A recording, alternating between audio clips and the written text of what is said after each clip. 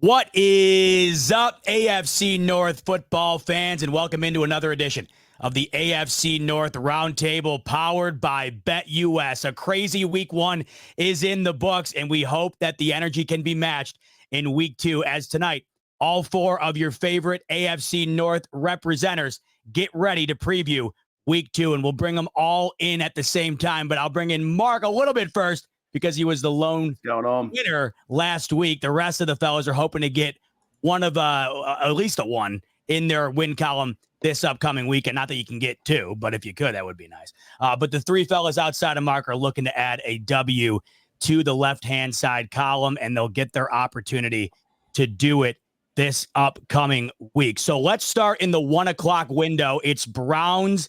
It's Jaguars. This has a good game written all over it. I think the Jaguars last week, they blew one to Miami. They really had it. Travis Etienne fumbles out of the back of the end zone. Tyreek Hill 80-yard touchdown. Boom, the game was never the same. Browns struggled against the Dallas Cowboys, losing by 16. They're hoping to get back on track. This game is in Jacksonville. Mark, we'll start with you. Browns heading on the road to take off a Jacksonville team that was this close to starting 1-0. How do you see this one unfolding for Cleveland? I think it's going to be a tough game. I think the Jags can win. Of course, the Browns can win it too. It's going to be you almost got to forget week one. And I'm the same with my game comes around too, right? We can only cheer 1-0 for so long. No one's won the Super Bowl yet. No one's in the playoffs. We're so reactionary, but if the Browns fan base, they see their team go 0-2 and Watson cannot get the job done and he gets sacked again, O-line's not protecting him, can't run the ball, and nothing's going well offensively on their side, and Trevor Lawrence does his job on his side and getting 2 touchdowns, going up by 14, it's going to be very tough. I'm leaning towards more with the Jaguars winning this game, but this is something where I think, and I know Zay will probably back me up, the Browns fans and everyone in that locker room, you put away that you watch the tape, you take it in, and you put it away, you push it away and go, that game didn't happen. Let's move on. Let's go 1-on-1. The season for everyone right now isn't over, but there's a little bit of pressure, I think, in this game for the Browns to calm the noise just a little bit. But I'm looking forward to seeing if Watson can bounce back, if he can find your receivers, he cannot make mistakes, if he not get sacked and be upright, and the running game comes back. I still think they're probably missing Nick Chubb. I know he's got a 4-week window to come back or whatever, but in reality, too, I think it's in the Jag Stadium. I had Jags last week and they lost against the Dolphins. I was like, mate, yeah, in my pick'ems, like 17-0, what, or 17-3, and you lose that game, you loses. So I don't understand how that happens either. But I'd say I'm going to go with like maybe a field goal win, 3-point win over 23-20 Jags.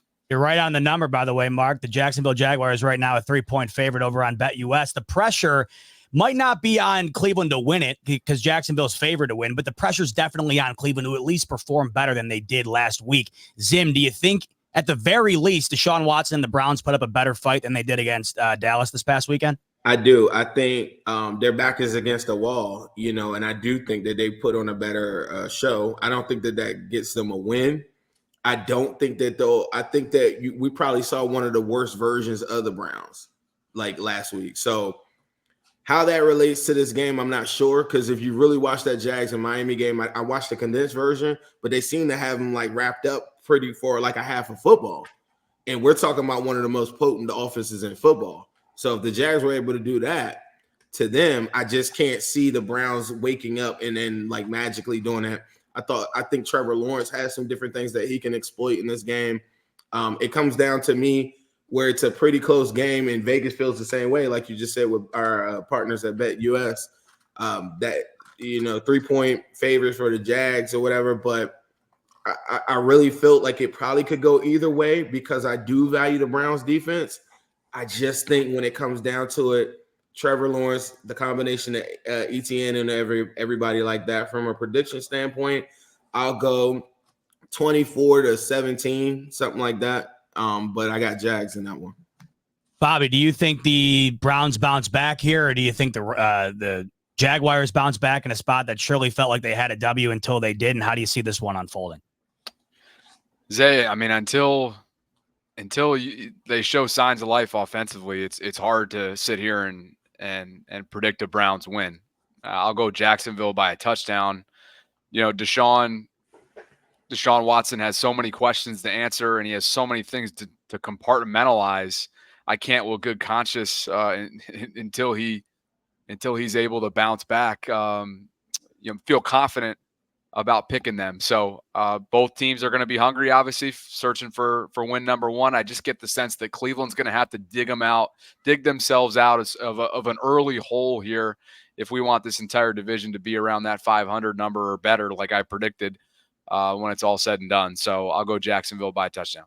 I kind of feel like it might be like a lower scoring version of your game that you just had, Bobby, where they get themselves in a hole and then Deshaun Watson almost wins it. And that's where I feel like the team could build off of it. Like later on, they'd be like, okay, at least he took us down the field or something like that, and it'd be close like that. I could see that playing out like that.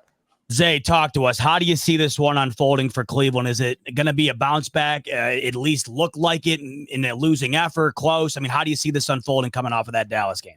Oh, it's going to be live, number one, because I'm in the building, front row, end zone, in Jacksonville. So it's going to be live regardless of the fact. But no, in all seriousness, though, this defense is going to lead the way.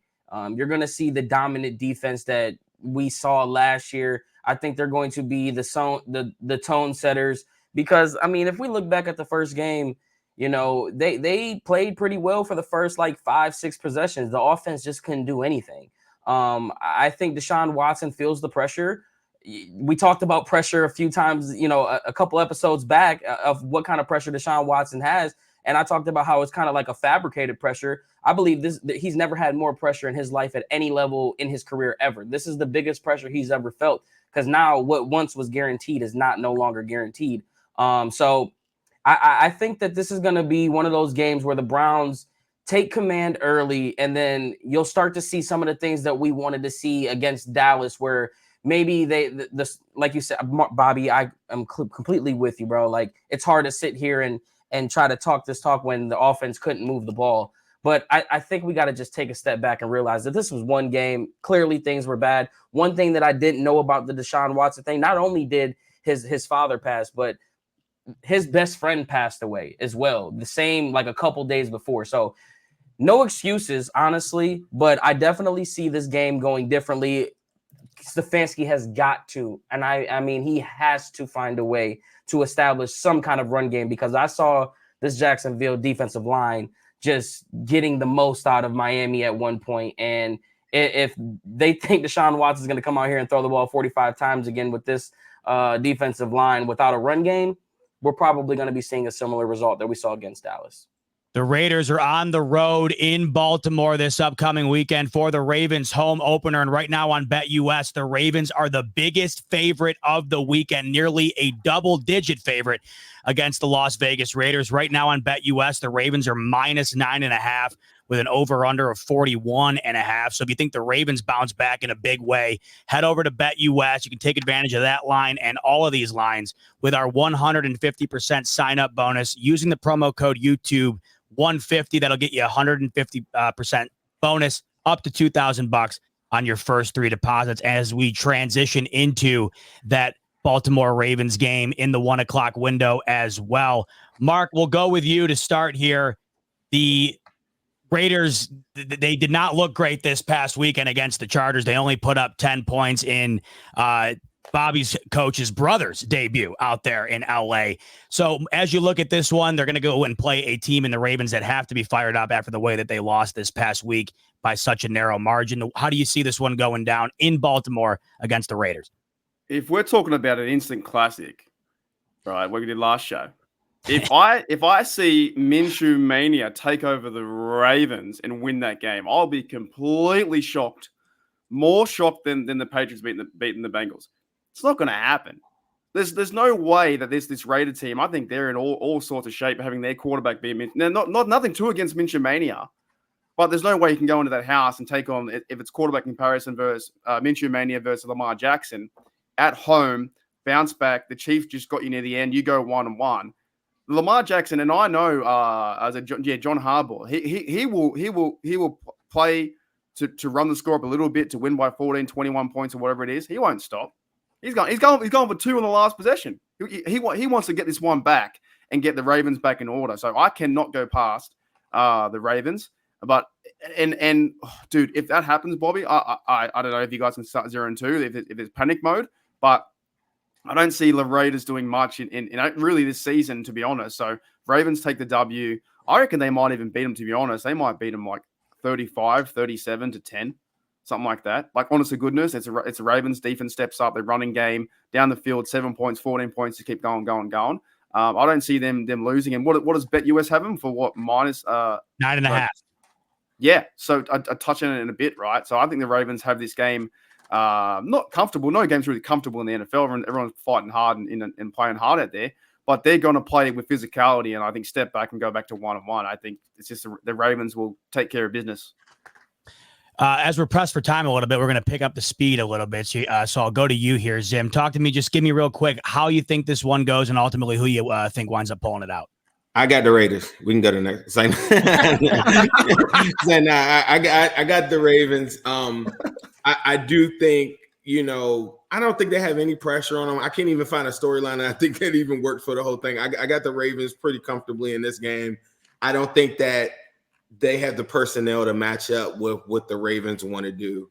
So I got the Raiders in a comfortable 10-point victory, something like that. Maybe not a crazy blowout, but to me, by like NFL standards, like 10 plus is like a blowout to me.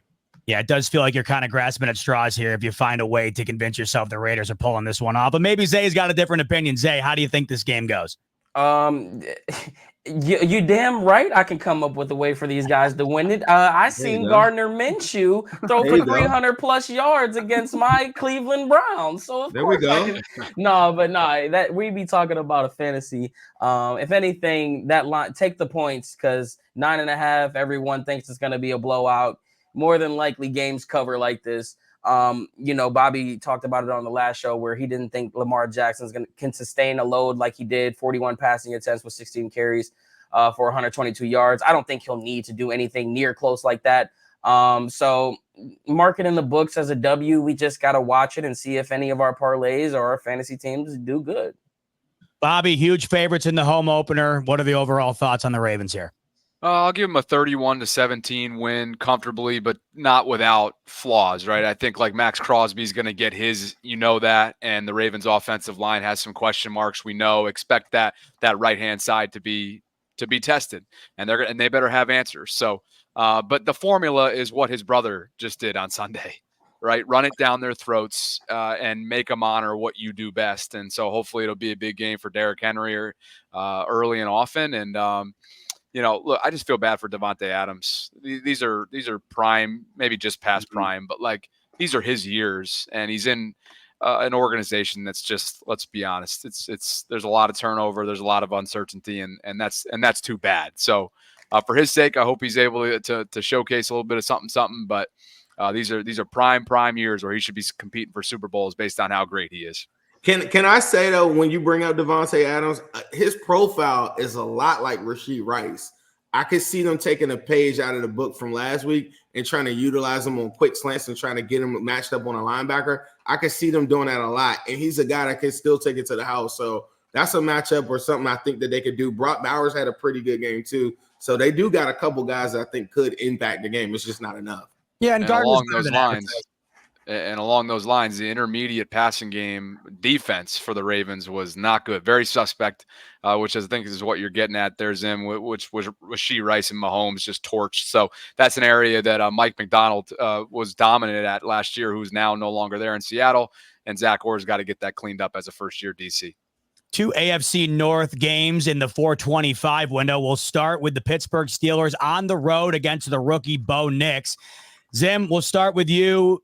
Denver looked okay last week in a loss for the rookie quarterback. Pittsburgh wins without scoring a touchdown. Do you think they can do that again this week? What do you see happening here? I do. I think Bo Nix sucks. Like I don't have any way to sugarcoat it. I think he sucks. I'm not a big college fan and college football enthusiast, but the little bit of tape and different things that my guys we watched in the all season, I never really believed in him like that. And I just thought like that was on display this past week. Didn't catch a lot of their game, just highlights and stuff. But I just don't think that they have enough to go against that defense. Like you have to have there are a lot of teams that I think could get you, Mark. but the Broncos just aren't one of them. You got to be able to have some bit of firepower with you or whatever, and the Broncos just don't. Zay, you in agreement with that? Just too tough a defense for a rookie quarterback to go in and get a W? I mean, I think you're grasping on the fact that you're at home, the altitude, but that comes with preparation. And you guys know me and how I feel with Mike Tomlin preparation. So I'm with pretty much the panel on this one. Bobby, same type of deal. You think Steelers get out of here with a W, go 2-0? I think Sean Payton will forever regret not being able to swallow his pride and work with Russ. I think that was a huge mistake. That doesn't necessarily mean that Bo Nix's career won't pan out. I hope for his sake it does. But this year, to think that Denver is going to be a competitive team, and maybe in their wins, maybe they'll find a way to get 3, 4, 5 wins, but not on Sunday. Yeah, the rematch is spoiled, by the way. It doesn't look like Russell Wilson will be facing his former team in Denver. But, Mark, hey, you got 2-0 steering it in down the sights here. 2.5-point favorites are the Steelers. How do you think it goes? To me, whoever plays quarterback, Russell Wilson or Justin Fields, it's different skill sets and whatnot, but I'm not really focused on that. We run the ball. We do good defense. TJ Watt is so fired up from last week. He's looking to go Defensive Player of the Year. These fellas on defense, Cameron Hayward, Minka, the new secondary, JPJ locked down, the other bloke last week, Drake London. That's how they win the game, is defense yet again. Mike Tomlin is 25-6, I believe, against rookie quarterbacks. So going into their house, the storyline around the revenge game, it could be a possibility with Russell Wilson, but maybe it's not. They play Fields, they run the rock. I think we sneak away with maybe a 3-point win or 4-point win, a Boswell field goal to win it again. We're not the best team right now. We're just playing pretty good on defense and giving us a shot go down the field. Anything looks better than Matt Canada last year. So I'd say we win this game maybe 20-16, something like that. I think a field goal near the end, or maybe we get a last minute interception. I can't go past, and I know I'm a biased Steelers fan, but we want to know. I can't go past the fact that TJ Watt is fired up to play this game. Moving on to maybe the game of the weekend. I would almost guarantee it. This should be the game of the weekend.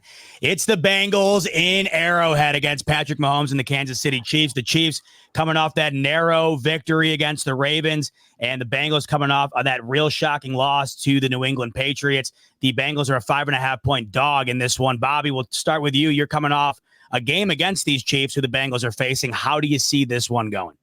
Well, maybe some recency bias here because I got to go with Kansas City. I think it's going to be a close one. Obviously, the Bengals have had Patrick Mahomes' number in the past, and so I expect if Joe is able to, kind of bounce back and be more of a vertical threat, or in terms of a game calling standpoint, play calling standpoint, if they can test, Kansas City secondary, which we know is very good and very elite.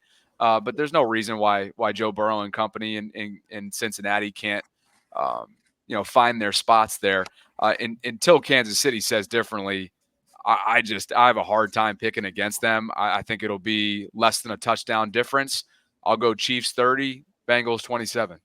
KC, best team in the league, but we know Cincy always plays them tough. Zay, how do you think this one goes? It has all the makeup to be a panic in Cincinnati, right? Like this has nothing against you, Zim. This has nothing against, any of that. But like, I'm a Joe Burrow fan. So it has the makeup for a Joe Burrow scene. So if they go down 0-2, whether it be close or whatever the case may be, it's going to be one of those things where the risk comes in. You've got all these storylines surrounding him. How is Joe Burrow going to come through that adversity? I think he's more than capable of getting through it. But kind of like what Bobby said, until the Kansas City Chiefs find, ultimately have a say in not wanting to go out there and be the defending champs like they are. I do think that missing T. Higgins and this whole Jamar Chase fiasco is definitely having a toll and affecting the play that you're seeing on the field. But these guys are professionals. It's all business and tug of war. We're trying to get numbers. And once these guys get back on the field, Cincinnati will be fine. But it has the makeup for them to go 0-2. So I'll go Chiefs 25. We'll go Bengals 17. Mark, your thoughts on Cincy going to KC? Zay's right. It all comes down to either it's going to be this, you're going to hold with his wrist in the water bottle and he's going to kill it, or it's going to be, can't get it. Isn't it crazy how we're talking about a play on the sideline with a wrist like that and then the Gatorade? And Joe Burrow shook it off. I think this is a hard matchup. I think even in Zim will say it too. your schedule back to back was pretty, obviously should have been a win, but now Chiefs week 2.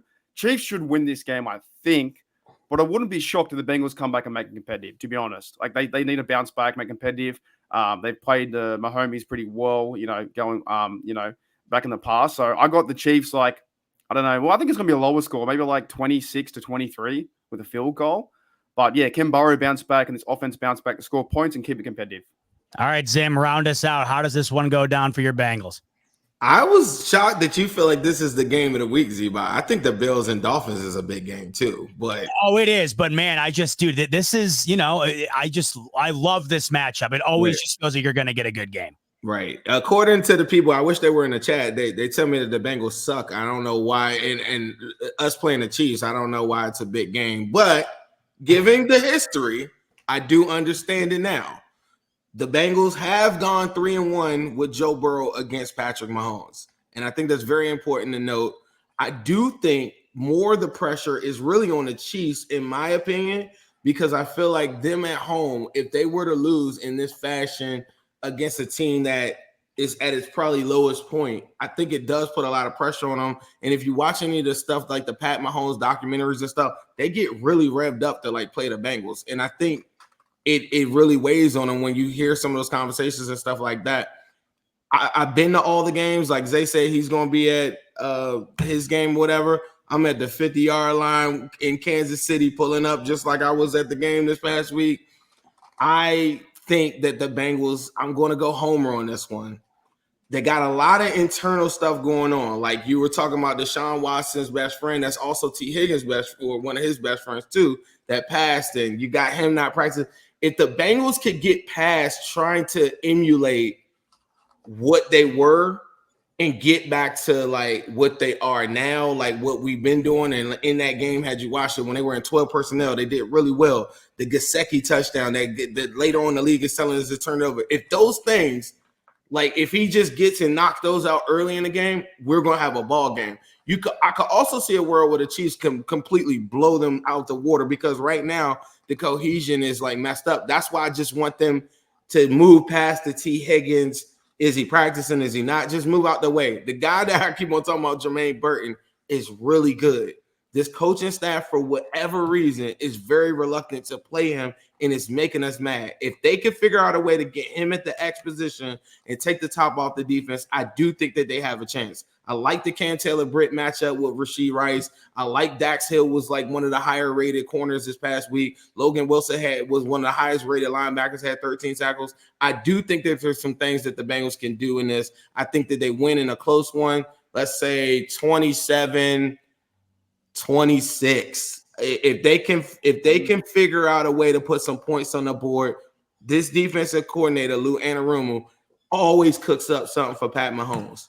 There you have it. Week 2 picks are locked in, everybody. We can't wait to see how it all unfolds. On your way out the door, hit the like button for us. Make sure to subscribe, because next week we have the recap of all of these Week 2 games, and we can't wait to join you for it. Also, take advantage of that 150% sign-up bonus on BetUS, up to $2,000 on your first 3 deposits using the promo code YouTube150. For Mark, for Zim, for Bobby, for Zay, I'm your host, Z-Bot. Can't wait to join you next week when we talk about the recap of Week 2. Enjoy Week 2 weekend, everybody.